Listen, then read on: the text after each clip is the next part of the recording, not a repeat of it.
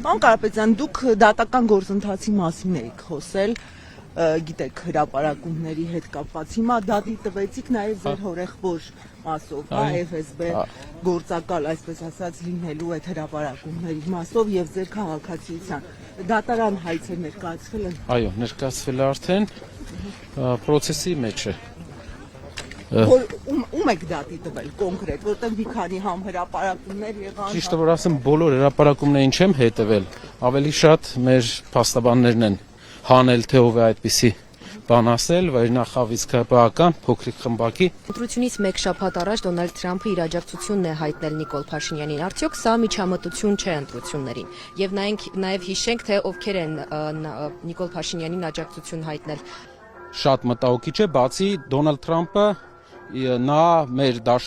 բարեկամ երկրի ղեկավարն է, ես վստահ եմ փոփոխությունից հետո նա աջակցություն է հայտնելու նաև Սամվել Կարապետյանին։ Պարոն Կարապետյան, ես ուզում եմ հենց ԵՏՄ-ի մասին հարցնել։ Դուք ասում եք, որ մեկ հայտարարում են դուրս են գալու, մեկ հայտարարում են մնալու են։ Ճիշտ ասած, ես չեմ հիշում հայտարարություն, որ կոնկրետ դուրս գալու մասին է եղել։ Կհիշեցնեք դա երբ է եղել։ Միշտ ասվել է կգա պահը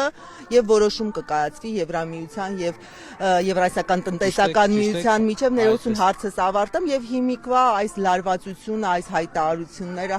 դուք կարծում եք ինչքան հեռուն կգնան օրինակ ԵՏՄ-ում Հայաստանի դաշնակիցները, մանավանդ որ իշխանությունը կարծում է, որ ամսի 8-ին իրենց հաղթանակով, ես ցիտում եմ, ամեն ինչ ավարտված է լինելու։ Դուք ճիշտ ցիտեցիք, ճիշտ ասեցիք, կոնտեքստը հնչում էր այնպես, որ ԵՏՄ հակադրության մեջ, երբ որ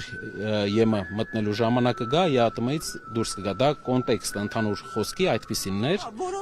Այո, ցիտումը ճիշտ ցիտեցիք, բայց ճիշտ ցիտեցիք։ Այո, բայց կոնտեքստը բոլորը հասկացան, ինչի մասին է խոսքը, բայց այո, ճիշտ եք։ Մյուս հարցը ԵՏՄ-ի դաշնակիցները ինչ եք կարծում այս լարվածությունը, հայտարարությունները, մինչև ուր կարող է գնալ, որտեղ իշխանությունը կարծում է պատկասը երկրի իրենց հաղթանակով դա նախընտրական էլի բան է, ամեն իրենց հաղթանակ չի լինի, ամսի 8-ին մեր ժողովուրդը վերջապես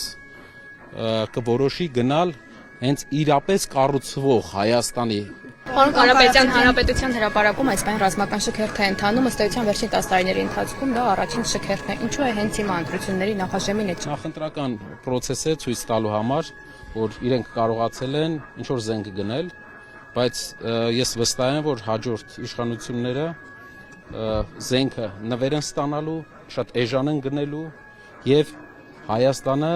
ունենալու է լուրջ անվտանգային համակարգ, որ